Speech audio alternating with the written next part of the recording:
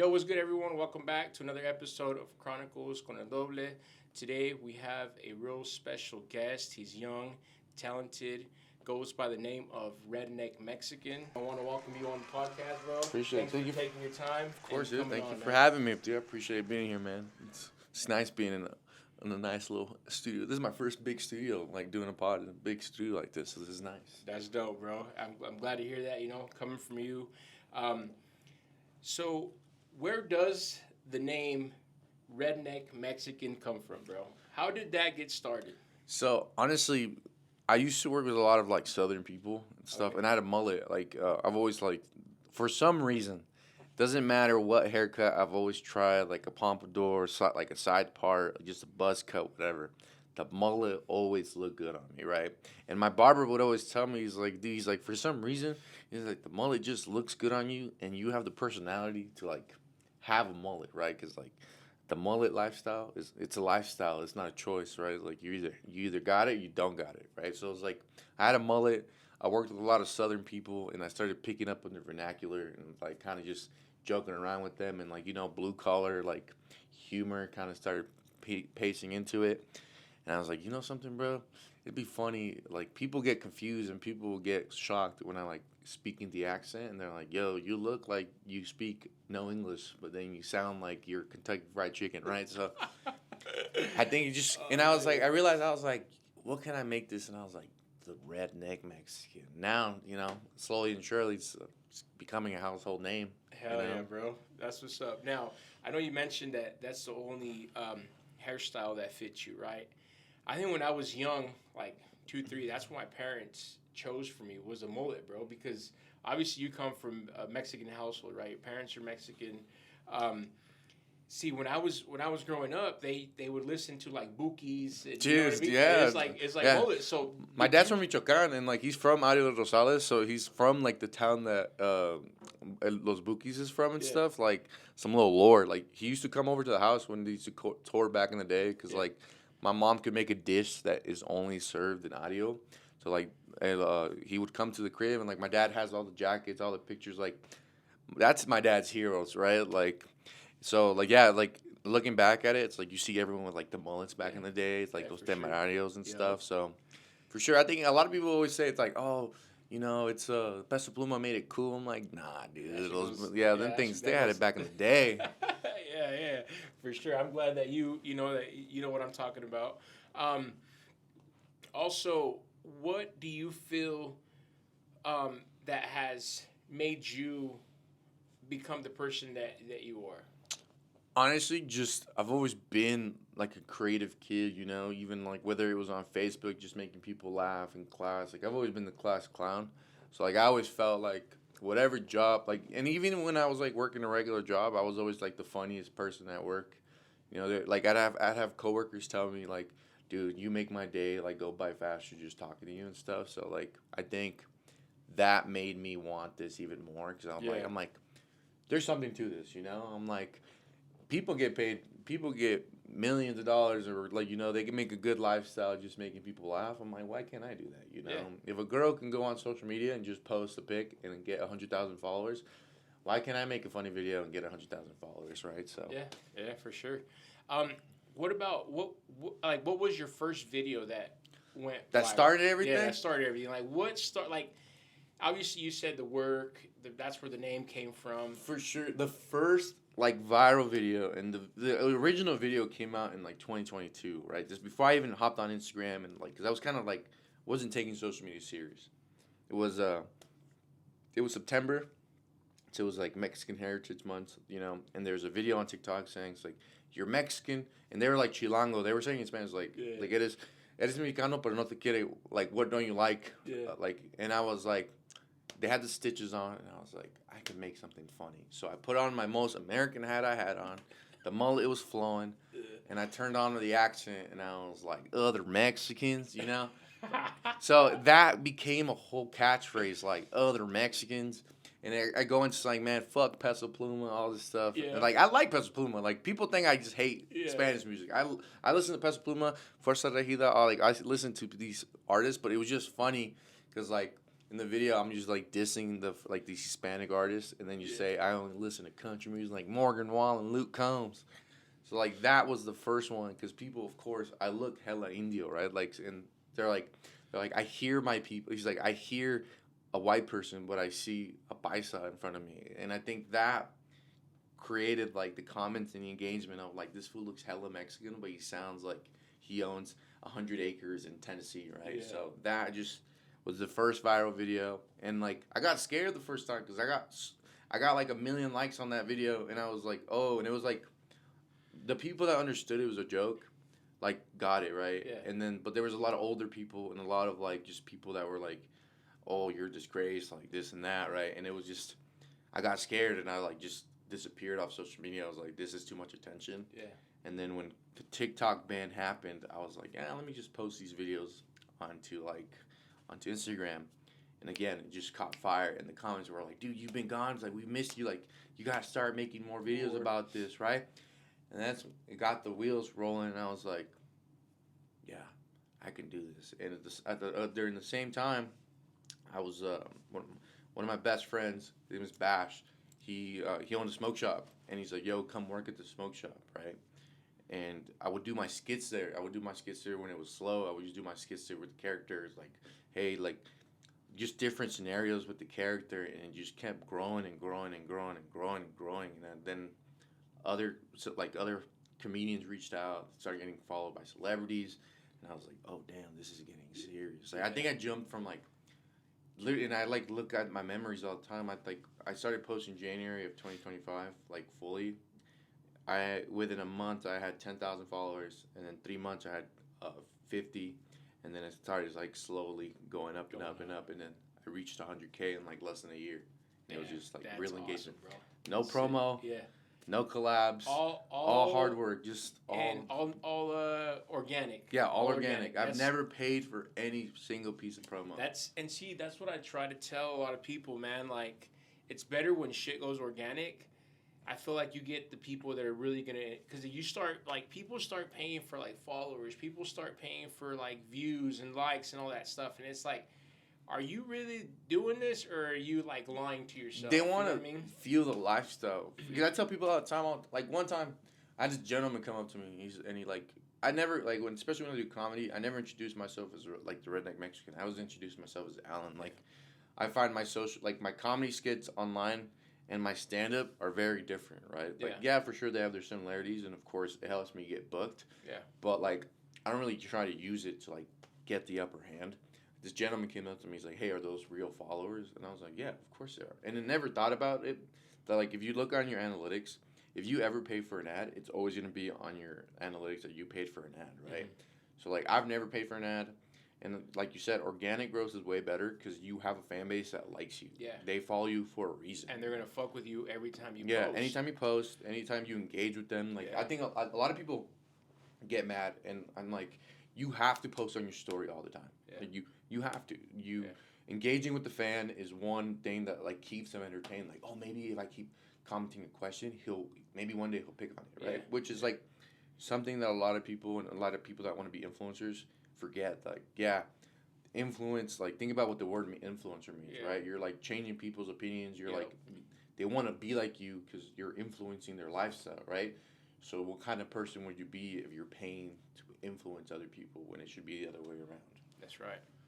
Yeah, I 100% agree with everything, he's saying, because I've seen this, like what we're talking about, like people boosting, like their post and I get it. Like, maybe, it's going to show that content, but then when you get into like the paid followers and like paid, like, I feel like you're lying to yourself. Dude, I've seen people with like triple the followers I have, and they can't even break 100 likes on a post. They have like 1,000 likes on a reel. And I'm like, you have 800,000 followers. The math ain't mathin'. Yeah. Listen, I ain't that smart, but the math ain't mathin', bro. Like, and it's crazy because like I'll get DMs from like accounts that have like 1 million followers, and they're like, yo, bro, we noticed your shadow banned. Like, yo, I can help you. You pay me $500. I'll make sure your next reel gets 100,000 likes or 100,000 views. Yeah.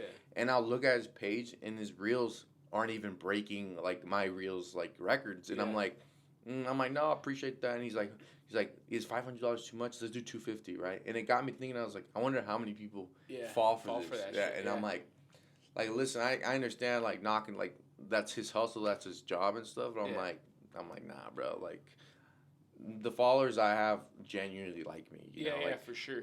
Like when I go to new cities and stuff, there's a good chance that I get recognized, and it's always the craziest thing to me. It's like, oh my god, I'm like, oh wow, this is real influence. Like I went to Arizona when I realized life was changing. I went to Arizona for the first time. Never been to Phoenix before, and I was walking down the street to a brunch spot, and this truck pulls up. I'm like, oh, I'm cooked. I'm like, I'm getting robbed. Yeah. Guy lowers the window and says, "Hey, are you the Redneck Mexican?" And I said, "Yeah." He's like, "Can my son take a picture with you?" Oh, that's and dope. I was like, "Oh hell yeah!" Like, whoa, this is crazy. So I took a picture with him. It's like now that every time I go to a new state or a new place, there's people that recognize me, and then I can tell I'm like, "Yo, this is cool." That's one less person trying to beat my ass, trying to kill me, trying to like rob me, right? I'm like, this is sick. I love taking pictures with people. I love meeting people. Like I can go to a restaurant, and like it happens all the time. Like I'm eating, and like a waiter comes up to me and says, "Hey, someone's asking me if they can take a picture with you. Is that okay?" I'm like, "Yeah." I'm like, "Let me just finish my meal and I'll like come take a picture with them." Right. So like I think I have my following isn't that big, but it's like at least they know what's up. I think it's big, bro. I think for it's sure, big. but I mean, especially for hitting over what 100 and we got like 130 something on Instagram, bro. That's dope. Like, it is. Even like myself, like having like 1,500 followers or 1,800, like that's big for me. But now I can just imagine having that. Going back to that what you just said, how it feels, where you go to another state. I did and I kind of felt that, and it actually kind of felt cool that people like recognize you in a way. But then I bet you it kind of. I'm gonna answer. I'm gonna kind of jump back into the two questions that I want to ask you from what you just told me. When you're eating, you're trying to enjoy your meal, and then people, hey, somebody wants to take a picture with you? Does that kind of get annoying? It doesn't get annoying if they're respectful about it. Like, for sure, there's been situations where I'm having a bad day, right? And I'm just trying to eat my meal and just trying to, like, in and out. Like, I'm not really trying to be seen or anything. Like, I have my restaurants I go to where I'm cool with, like, the restaurant. Yeah. And they know the deal. They're like, yo, like, that booth is for him. Like, he just doesn't want to be left alone. There's been situations for sure, like, when I'm with my friends. My friends hate it. Like I don't mind it anymore because like I always imagine I was like it takes me 5 seconds to take a picture with someone. It's not a long time. Like let me make this person's day, right? And like and I want them to have a cool experience and like because I've seen people like ask for pictures for like other celebrities and they like nah bro like I'm like bro like, this person is paying your bills like that person's support pays your bills. So like my friends used to get annoyed about it like when we're at the gym, they'll get like. Some people come up to me and like we're trying to work out and stuff. They'll get a little annoyed, but like honestly, it doesn't bug me as long as it's like respectful for sure. Like I've had some like situations where I've had drunk fans where they'll come up to me like all like drunk and like sloppy, but that's just a drunk person, right? I'm not really holding that against them, but so far I've been blessed to only have like positive interactions. In Texas, I had police officers ask me for pictures. Oh, that's awesome. Which was like. Crazy to think about. I was like, damn, I'm in a whole different state, and sheriffs are asking me for pictures here. That's badass, bro. So like the reason why I ask, I cut up a few like basketball players, right? And I actually just did a video I asked him before doing it. So I feel like I believe that you're gonna be in the streets one day, bro, and it's just you're gonna have security with you. That's how I see you growing, bro, and becoming. Of like a big person, you know what I mean? Yeah, for sure. So I and the reason why I asked you is like, I think it would be a little annoying, and I get it. I feel like we're human beings, and we're able to go out. Like anybody that's famous, I feel like they should be able to go out with their family, enjoy a meal without being bugged. You know what I mean? Without anybody getting that recognition. Yeah, I see that for sure. And I like for sure, like it's different when I am with my family. When I'm by myself, because I go a lot of places solo dolo, right? And I'm always like chilling. Like I've never had a bad situation. When I am with my family, I do feel a little more like protective about them, and I'll be like, hey, yo, like just don't be running up on me like that. You know, like especially when I'm with my niece or something like that, where I'm like, luckily, no one's ever tried to press me or like do anything in front of my siblings or my family, so that's great. But you are right, there's gonna be at a point where I'll be somewhere, and Yeah. you know, maybe I'm being the doubtful person because at the end of the day, I'm from Utah, right? Utah ain't too crazy with it, right? But like Texas for sure, I can see because like seeing it with Mexican OT and like hanging out with him and having security around us and like fans getting pushed away and stuff. Like I saw the other side of it, and I was like, oh, he can't even go to places without getting bombarded, right? So I'm like, I can only imagine that being your everyday life. Yeah, bro. So I can see why I can get annoyed. Yeah, and I seen that, you know, like obviously I've been like around ball players and like ball players coming here with like their security, you know what I mean? And I just think that it's kind of messed up that they can't live a normal life like us, you know, where you have some asshole where they're probably eating and they're fucking putting a filter on their face, you know, and recording, you know, someone eating. So I think that's kind of messed up. I just feel like it is funny though. I will say I've been eating. I've been eating places, and my like buddies, they're like, hey, that guy's taking a video of you, and I was like, and I'm like trying not to like make it obvious, right? Yeah. But like recently, this just happened a few days ago. We were eating at Acre, and it's like I don't know. Have you ever been to Acre? I haven't. No. So it's downtown. It's a really nice fancy restaurant. But like we were eating, this guy's like recording me, and like I could tell in the corner of my eye, right? You know, and my friends were like, "Do you want me to say something?" I'm like, "No." I'm like, "Listen, when I say 3, we're just all gonna turn around, and look at the camera, right?" And we did it, and the guy like dropped his phone. He got scared, and I was like, "Bro, you're like, what are you doing?" But it's funny. Like I've had some like interesting conversations. Like I've gone like to clubs, and like usually like, especially out of state, like I'm just walking in the crowd with my drink, like just vibing, and people are like, "Oh my God, you're the Redneck Mexican! Oh my God, let me take a picture with you, right?" And then that's usually what starts it. Someone takes a picture with you, and then someone else sees it, and then they just like next thing you know, you took 18 pictures in the next 5 minutes. Yeah.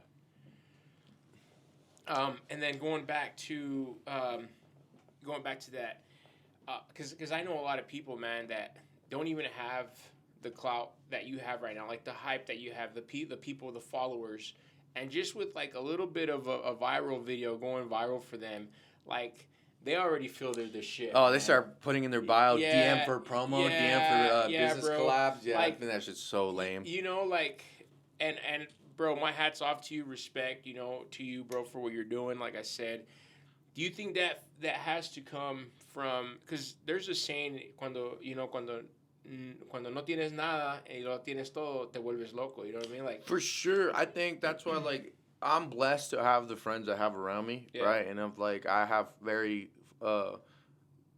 successful friends, right? And I've been blessed to like I worked before social media. I worked 3 jobs. And I still work as one of those jobs, right? Like I was working 12 hours graveyard, then I would work at my friend's smoke shop, and then I would work on the weekends at a nightclub, like washing dishes, right? Okay. So like I've always had that hustler mindset, right? Like I used to sell elotes growing up. Like I've always had it working hard has always been embedded in me by my mom, my dad, right? So like I've been blessed to have successful friends around me where they like these experiences that I'm experiencing now isn't necessarily new to me, right? Which I can see someone that maybe grew up just working a regular job and like never really had a grind and stuff, or like just where it's kind of like okay and like a middle class home, and now here's 1 million followers, here's your first $10,000 a month check, right? I can see why it's like, oh, rollie on my wrist, chain, popping bottles at the club, like I can see that, and those are the first people that will fall off because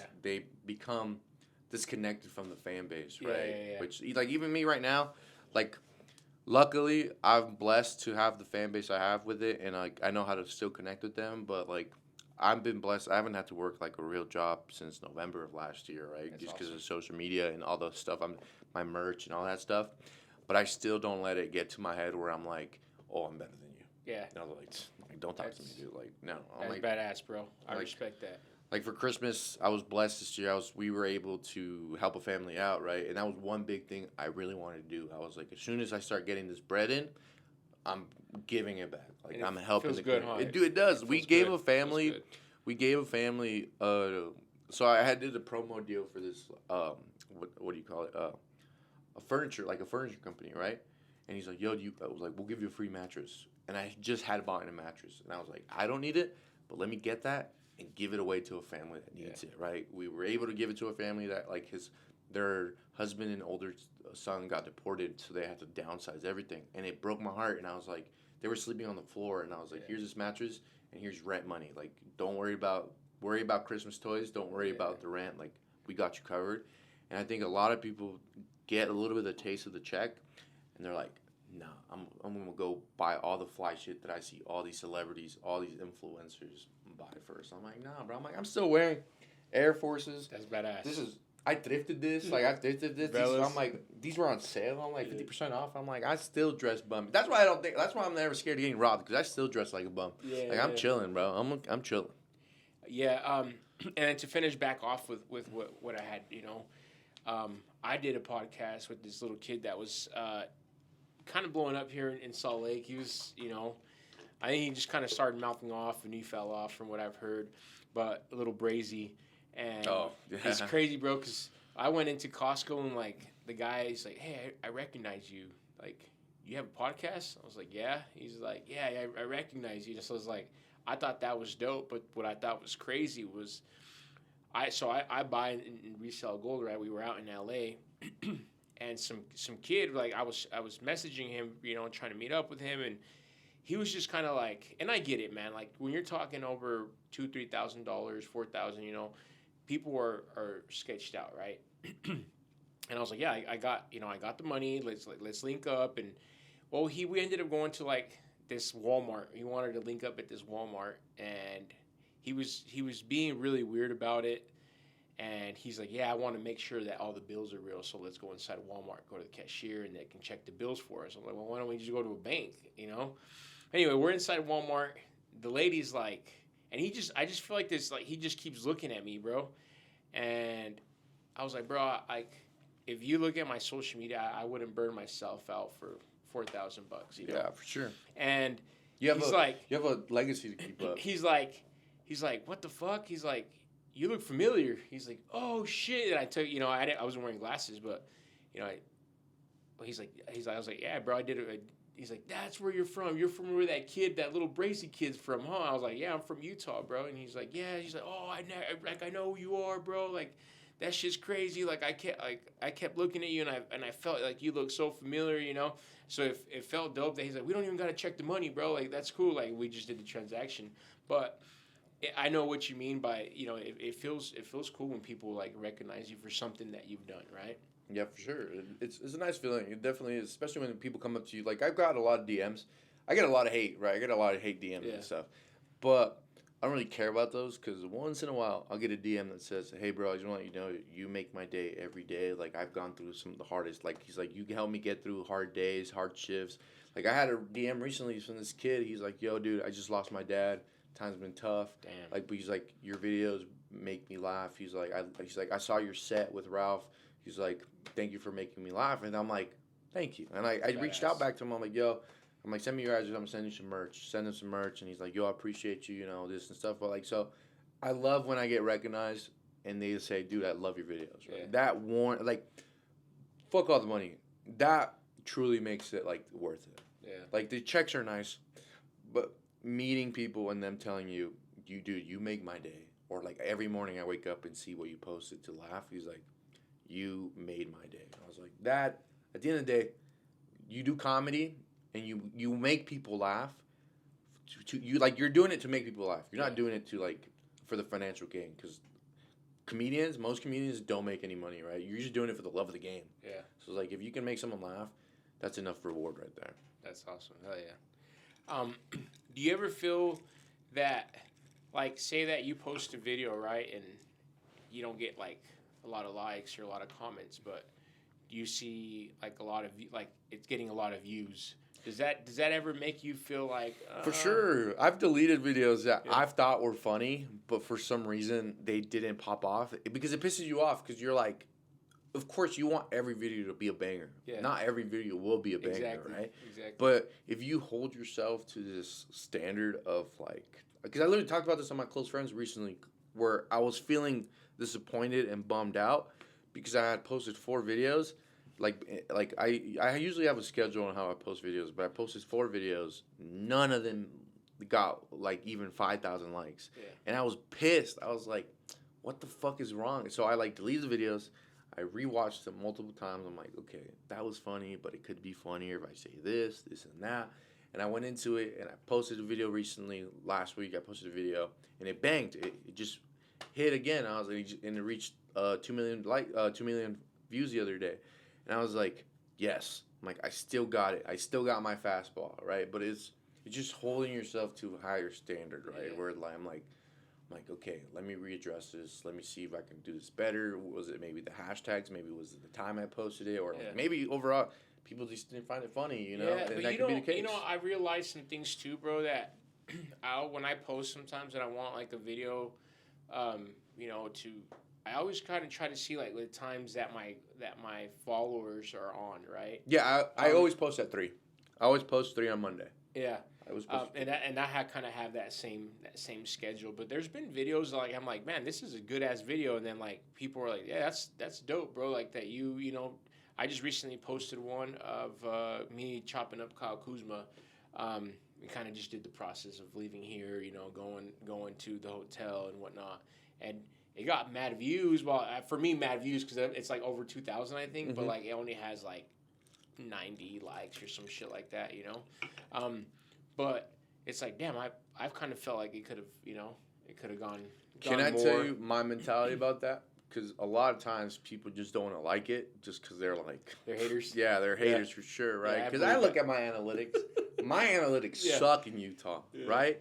And it comes back to the thing is like, I talked about this the other day. It's like, when I first started doing social media, you know how many people thought I was corny or lame because I was just making people laugh? Like, all I would do is just post on, like, they're like, oh, you live on the internet? I'm like, yeah. And I see those same people, try to do what I'm doing now, right? And they're failing at it because they still care what people think. If I cared what people thought, I would not be in the situation I'm in. I would not be doing the stuff I'm doing, and I wouldn't be doing the plans that I have planned, right? Yeah. So, like, I always tell people, I was like, and I talked about this recently, I was like, just because your city doesn't like you doesn't mean the other city won't like you. Like, they might hate me in Salt Lake City, but guess what? Maybe Provo likes me. Yeah. Maybe Nevada likes me. Phoenix loved me. Houston, never had stepped foot in Houston. Everywhere I went in Houston, they showed mad love. It was insane to me. I was like, yo, this is incredible. So, like, you can't look at it with the likes and the views and stuff because at the end of the day, a view is still a little bit of engagement. Like, they might, like, bookmark it and come back to it, right? So, I've also had videos where they did okay at first, but then a month later, for some reason, the algorithm pushed them up again, and now 100,000 likes. Yeah. For a video that I personally thought was, like, a fail, and I was like, oh, I thought this video was funny, and I didn't delete it because it got enough likes for me to keep up. But then a month, 2 months later, oh dang, it jumped up to 300,000 likes, right? So I've had stuff like that happen where maybe it just wasn't the time to drop that video, but if it's a good video, for sure. people are always gonna come back to it. And that's what I say. Like, I really don't care about like the likes, the comments. As long as my shit's getting like views, I see that people are fucking it with it, but they're just not really. They're probably not fucking with me. You know what I mean? Example: let's say that Kyle Kuzma video, right? Let's say he gets traded somewhere, right? When they look up Kyle Kuzma, because your video is Kyle Kuzma, they're gonna pop up of that Kyle Kuzma video, and you might start getting follows, likes. They're like, yo, this guy interviewed for Kyle Kuzma. Let's see who else he interviews, right? So you have to think about it that way a lot, where like. It's just not maybe it's just the time, you know? It's like, for sure. Do you ever hesitate before posting a video, or you're just kind of like, do I want to do this? For sure, especially with the type of comedy I do all the time. I kind of have to always look at the situation and kind of see the pros and cons of it. I'm like, is it worth it? Like, is it worth it if this video doesn't get 100,000 likes on it? I'm like, it's gonna. Like, let's see. When Venezuela just beat the U.S., right? I seen that one. That shit was funny, bro. It was. And like, but dude, it did not. The comments did not get the joke at all. It was just straight hate.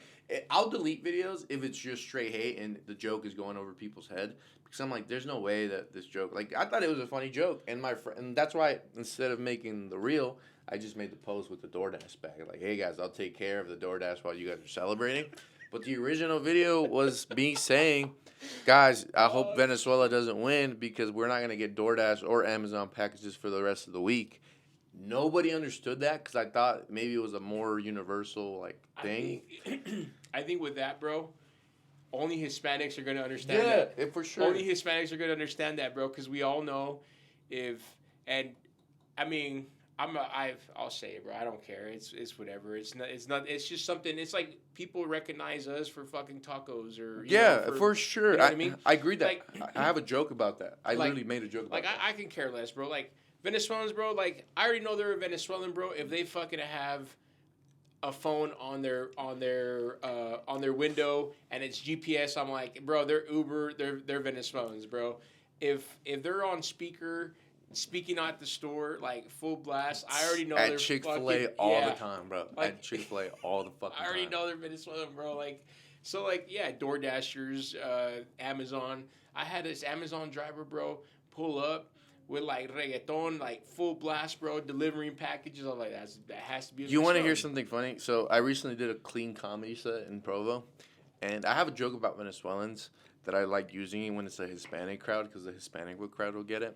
But I knew this crowd wasn't gonna get it, so I like made a new joke, and I said I told the crowd I was like, man, these Venezuelans are getting out of control, and no one laughed. But I said, I'm like, does anyone here order Ubers a lot? And some ladies said, yeah, I do. I'm like, don't you get mad when the name says Jennifer Smith and Manuel Garcia pops up?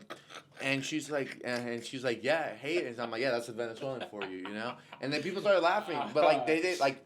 That's the art of comedy where, like, you may have to switch it up a little bit to, like, do it. And it's just funny. Like, Venezuelans are very sensitive people. They are very sensitive people. I used to work with one when I was a manager. And, like, I'm Mexican.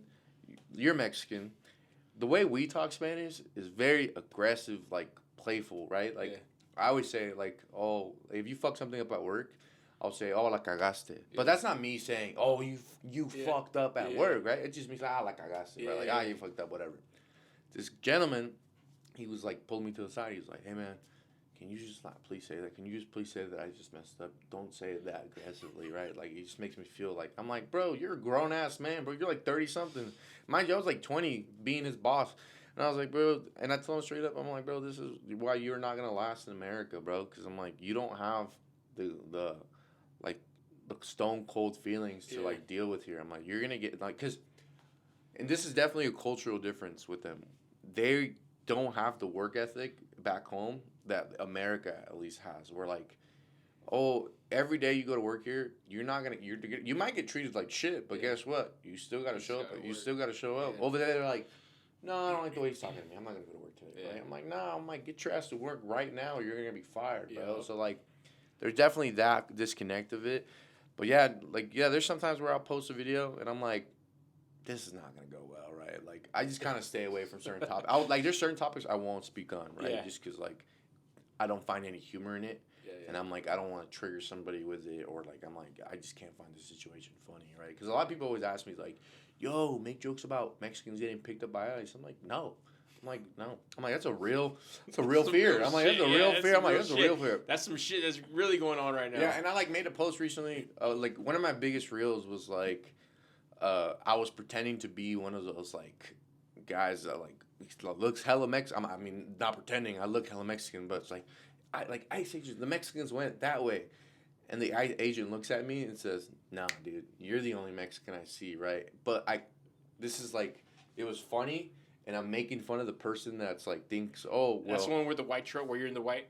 No, that's the white truck. It's before that I had this other one where I was like, officer. The Mexicans went that way, and the officer says, well, you're the only Mexican I see. He's like, get you right. I'm like, no, I'm one of the good ones, right? Okay. And like I'm making fun of those like Latinos that think ICE won't stop them, right? It's like, no, at the end of the day, you still look illegal, right? I was making that's how I'll commentate on things that are going up in the world. Because I like when that Minnesota stuff is going on, or like when they killed that gentleman down the street down here, like I get DMs all the time about it, like speak on it and stuff. I was like, bro, people come to my page to laugh. Like I'm like, I'll speak it on my way. Like I'll make fun of ICE with it, like in a creative way, right? But at the end of the day, I think there are certain topics I won't touch just because like. They're a little bit too fresh. Yeah, too fresh for sure. Like I'll make fun of Trump all the time. Like for Thanksgiving, I made a joke because the stuff about Trump, like allegedly like sucking Bill Clinton's dick came out, and I said, "What's three?" It's like if you guys want three things to make conversations going on, like if you want to make arguments at your Thanksgiving dinner, number one, ask their opinion about ICE, right? Two, ask their opinion on Israel. Number three, ask them, do you think Donald Trump was sucking the balls too? And like you see the comments being like halfway, like half and half. They were arguing with each other, Yeah. but like people were still laughing. And I was making fun of both sides, which should be the way. I always tell people, I was like, you can't be mad at me when I make fun of the left side, and then just say like, oh, you only make fun of the left, but then when I make fun of the right, you can't be mad too. Yeah, like, you know, like like everyone can get it. You know, the redneck Mexican gets everyone. That's awesome.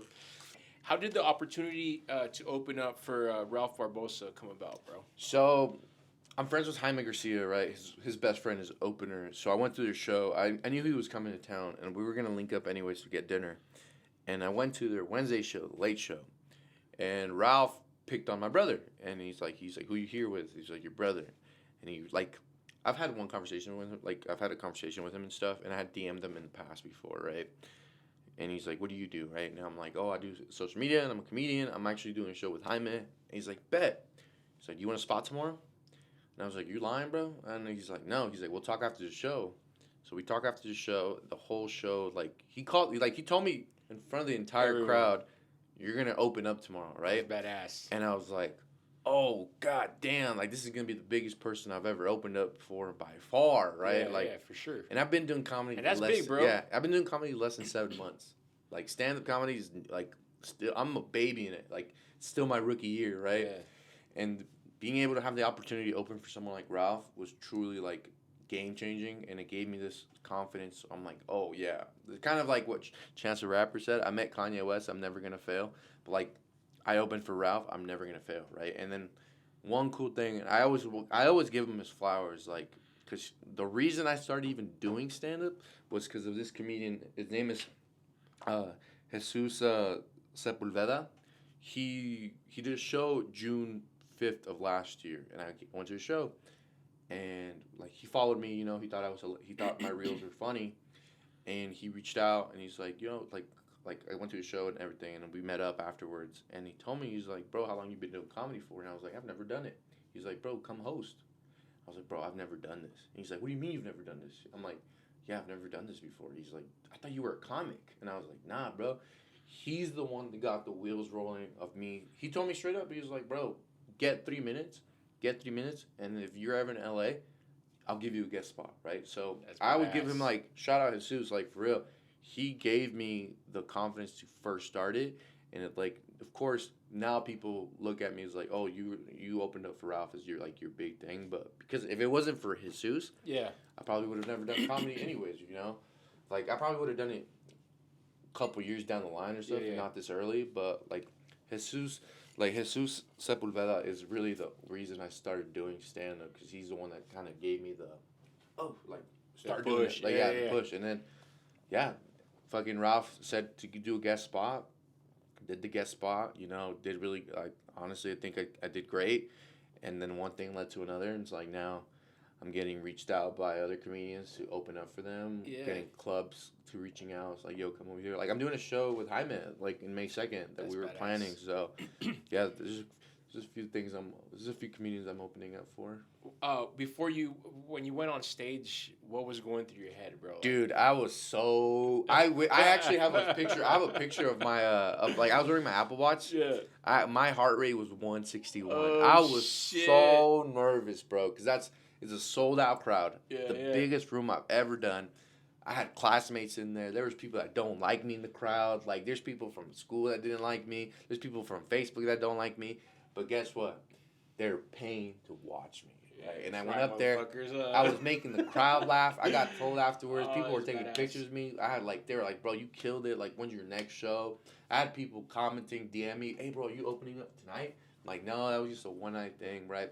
But it was, like, so crazy. And, like, for sure, like, Ralph, like, I will never forget that. Like, he definitely, like, gave me the final push. I'm like, I can do this full time. Like, Jaime, Brandon, like, all them, his whole team was treating me like family immediately. Like, I give them mad credit for sure. Like, I appreciate all the advice they gave me, you know, like they tell me like we were just talking about small world stuff. It was like we had like common mutuals in Texas and stuff. Like it was really badass. I'll never forget that experience. And hopefully one day I can give someone that same like love and like chance, you know. Yeah, for sure. You know, that's badass that you even are thinking that way, that you are able to give that experience to someone else. You know what I mean? That's sick, bro. What's something that people don't understand about going viral? I think people think that if they go one viral video, I think they made it. Yeah. And I think a lot of people think that, and especially here in Utah, Yeah. because one advantage, and I'll gladly say this, I think one advantage I have is that there's not a lot of Hispanic creators in Utah, or at least even people of color of creators in Utah. And there's a lot of mom talk here. I'm not a Mormon mom. That's never gonna be my niche, right? But I think a lot of people are looking for that one viral clip, and they think that one viral clip is gonna change their life. It could. It changed my life. Yeah. But I just kept working on it. I didn't stay complacent, right? Yes. Like a lot of people, and I get annoyed when people DM me, and this is a really like a big pet peeve with me. People DM me and try to give me like ideas to do content and stuff, or they'll reach out, hey yo, dude, do you want to do a 20v1? No, like that's not my niche. That's not. I know what my niche is. A lot of people don't understand what their niche is. They just want to do what they see what's going on viral, which for sure there's a trick to that, but you're just a dime a dozen. Think about how many people in Salt Lake alone have probably tried to go downtown and do street interviews, right? Yeah. And have any of those gone viral? No, because it's so oversaturated, right? Yeah. Like there's only one Redneck Mexican, but there's 20 people doing street interviews that have failed, right? So I think they see what's going on popping and they try to do that. Yeah. And I'm like, that's lame as hell, bro. Like I think people underestimate how hard it is to actually have a viral video. Yeah. You know? And to keep up with it, right? Yeah. To like have another one go viral, another one go viral, another one go viral. But yeah, I think that's you're 100% right. But I think that goes to anything you do. If you want to be a comedian, if you want to be whatever industry you choose, I think an example, barbering, bro. I knew a lot of people that became barbers because they started like they'd go in the shop, kick it, and be like, "Wow, these guys are just kicking it all day, man." Like I knew there was a few of them that like, "Oh, Art's cutting up ball players, and you know he's doing this, he's doing that," but they don't realize how hard it is that to get those credentials. to get those. You know what I mean? They think that it's just from one day to another. And I think a lot of people see my growth because a lot of people that see me, I'm from Glendale, right? So people saw me grow up. They saw me like I was like I didn't come from like bread or anything like that. And they're like, "Yo, how is he?" And I knew, you know, when I noticed a change of how people started finally believing the hype of Redneck Mexican when I came back from Texas, hanging out with Mexican OT, hanging out with Dope hanging out with Johnny Dang, Paul Wall, all these guys. Crazy, bro. They realized they're like, oh shit, Alan's actually making it out the hood, right? Yeah. Like, oh my god, he's like actually making it happen. And like I remember I posted it. I was at there's a ranch and it was crazy, and people were like, what the fuck? Like you were just selling elotes a few years ago. Yes, bro. And like they don't understand. They never saw me working 3 jobs like while still posting. They didn't see all those videos of me doing. That's right. Or they don't see you, an example, posting, like you said, every day. It's hard to have content to post every day, bro. I've burned out a few times. Yeah. I've burnt out a few times where I'll take a week break and like come up with ideas. There's some days where I'm like idea after idea after idea, and I'm like cool. And I take those advantage, and I have a bunch of stuff in the vault that I still haven't posted for when I do get burnt out, right? Because the burnout happens, you know. And I think a lot of people don't realize the upkeep to be like an influencer, right? Like I get told all the time, they're like, bro, all you do is like wake up, post, and you just keep it moving. I'm like, there's way more than that. I'm answering emails.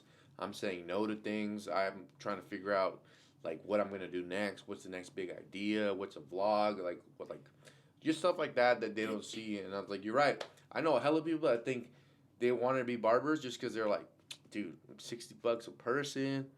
I get 5 little clients a day. I'm like, yeah, but I've gone to barbershops where there's a dude waiting the whole day for a walk-in, and ain't nothing coming through. I've talked about this on podcasts, bro. That's how everyone starts, right? But no one, like, an example, when the first time I chopped up Kuzma, right? He was already in the league.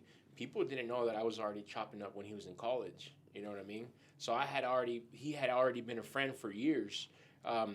Lonzo Ball, Cobwell Pope. But then it's like once they seen that and they seen like a post go viral and people, I had the stupidest.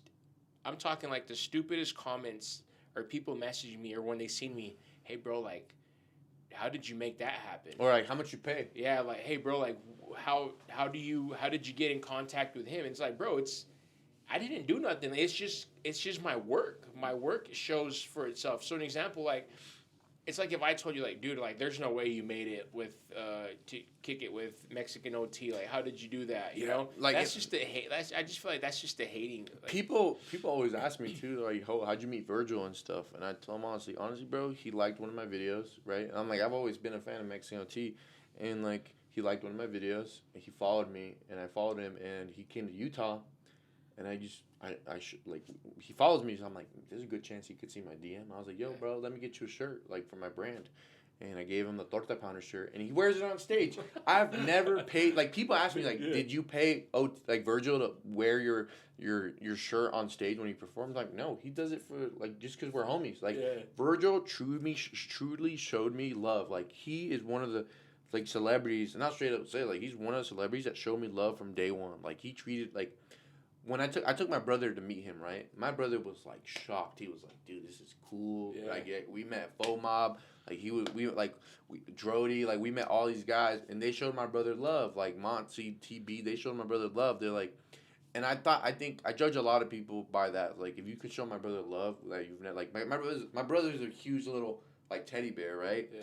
And my brother was like starstruck, and he's like, damn, dude, this is cool. And they were like treating my brother with mad love, you know. And that's like, badass, bro. It was like Virgil opened his home for me. Like, he's like, this is like, he's like, you can stay here if you want, right? Like, it's cool. So like, people just see the, like, you're right, they just see the relationship, but they don't see what it took to get that relationship. Exactly. Right? Like, I'm linking up with a few other people pretty soon. Or like Concrete is someone I was a fan of for years, and I knew I made it.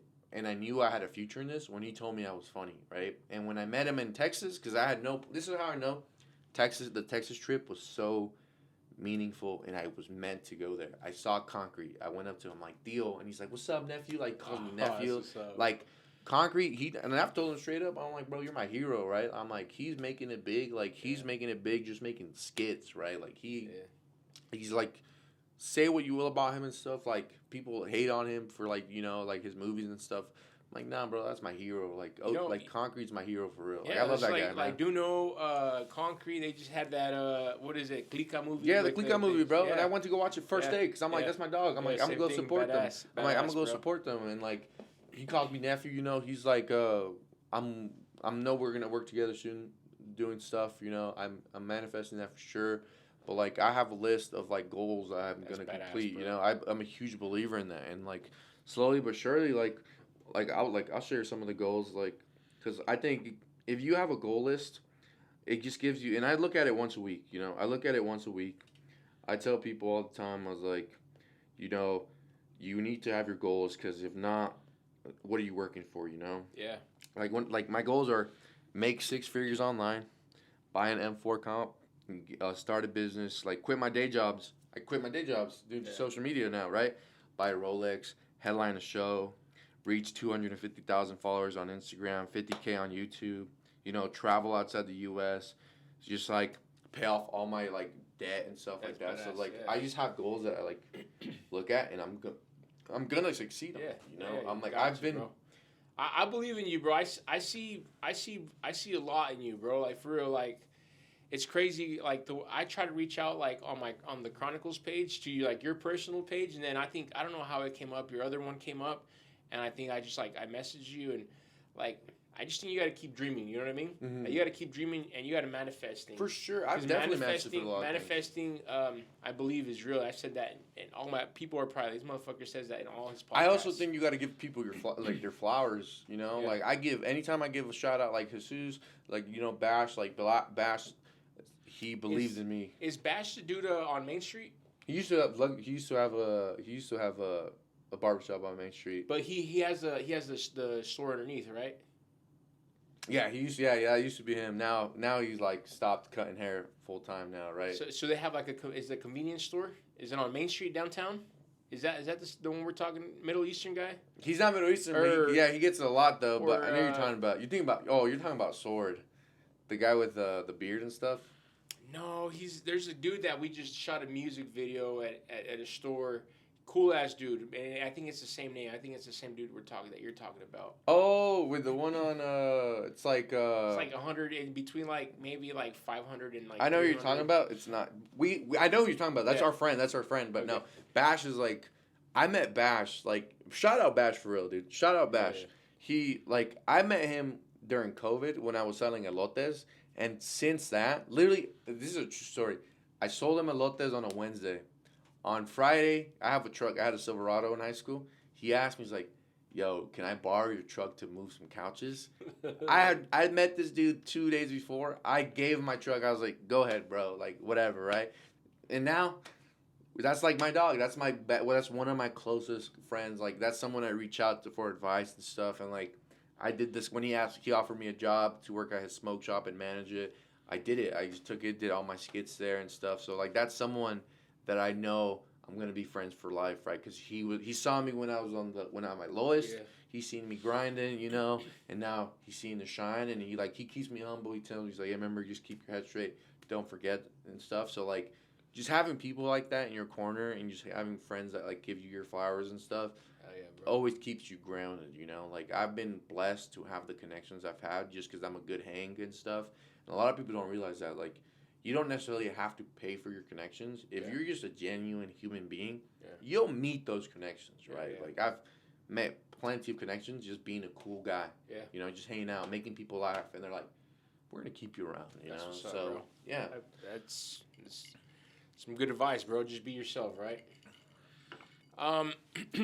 What's like one of the most craziest comments you've ever gotten? One of the craziest comments, and actually this was like what I realized. I was like, damn, bro. I'm like, people got hate in their heart, bro. So after I opened for Ralph, I posted the photo of me opening up for Ralph. I was like, I appreciate you. This guy commented, said, man, fuck Ralph. I can't believe he let a guy like you open up for him, bro. He's like, we don't claim you. And I looked at his profile, and he just had a big ass head, like massive. I'll show you after. Like, get a big ass head, right?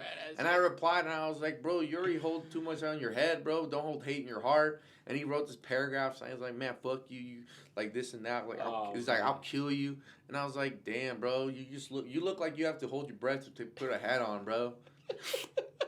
And like, it's just funny because like I'll egg people back on, bro. Like I think people, and then I've hit back people with some nasty ass replies, and they're like, bro, I'm kidding. You're a comedian. You could take it. I'm like, no, dude. I still got feelings, bro. Like, some guy told me one time, like when I was riding the horse, he was like, damn, dude. Like, he's like, you're looking like you're getting, you're eating a little too much. Poor horse. And I was like, man, fuck you. What the fuck? And then he's like, I told him, I was like, bro, you gotta stop dick riding. Like, I hate when people like DM me hate comments and I reply. Yeah. They're like, bro, chill. I was kidding. I was like, no, bro, you can't take it back now. I'm like, you dissed me, bro. Yeah. But I've had some crazy shit. I've had some crazy threats. I've had some crazy threats on my life. I've been doxxed, but no one's ever done anything, you know? I did this video once, and I think that's what made it go viral.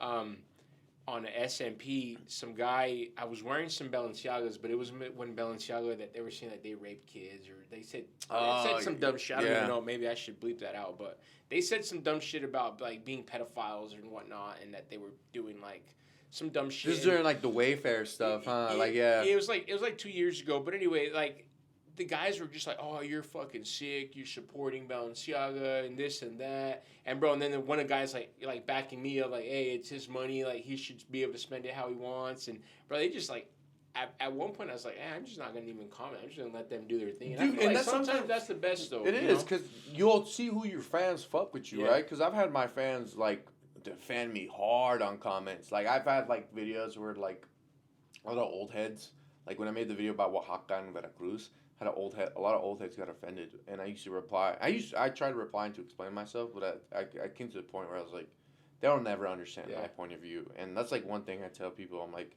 my fans got me. Yeah, they'll reply. They'll reply. What's the most redneck Mexican thing you've ever done, bro? Probably your bull ride. Bull ride. Huh? Yeah, probably bull ride. How was that? How did that go? Fucking sucked, dude. I broke my foot, dude. Oh, Yeah, I got shit. stomped out. I lost like, the bull stepped on my foot and then my butt cheek, and I actually like it dented my ass. Like, my foot's still technically fractured into. I have to get surgery on my foot. Like, I haven't healed from it. Like, Damn. it's probably the most redneck, or that, or I finished a 30 rack for Christmas, like a 30 rack of Bush beer, because I was just bored. No music, no nothing, just 30 beers. I was out, dude. I was gone. I was like, this is never doing this again, bro. Fuck that. All right. Now you said Bush beer. You still, obviously, I know you're Mexican. You still fuck with are you, or is that part of like the theme that you're the redneck Mexican? I'm gonna be honest with you. You like what's your favorite beer? My favorite beer is Budweiser, right? And like a lot of people, they're like, "Damn, fool, you're really living that life." I'm like, yeah, like my favorite beers are this: Budweiser 1, Coors Banquet number 2, and number 3. And this is just because like I grew up watching my dad drink this, and like there's not a lot of Mexican people that drink this Keystone Light. That's a real like redneck beer. Like that shit's cheap. Like that shit's cheap for like a 30 rack is like $8. Like I grew up we grew up going to Idaho a lot, right? So like we grew up going to the ranch a lot and working with white people, seeing all this stuff, and like of course I'll drink tequila all the time. Like I love tequila, like that's my stuff. But like I do eat like a lot of like Mexican food, but I'm hella picky, bro. Like I'm almost a no sabo kid with like how I eat food, bro. Like they're like my cousins make fun of me all the time because they're like, puro chicken. I'm like, no, fool. I like asada and like al pastor, but don't put no onion in it. Yeah, okay. Por favor, por favor. All right, that's dope. What about? And I got these, just they're more the Mexican tradition, the Fanta, the Coke, the Squirt. You fuck with. I love Sprite, dude. Sprite's my drink. Like if I go to a restaurant and they don't have Sprite, I'll get annoyed. I'm like, God damn it, you guys couldn't pay for the Coca-Cola pack, bro. Pisses me off. But no, I used to grow up drinking Squirt all the time, bro.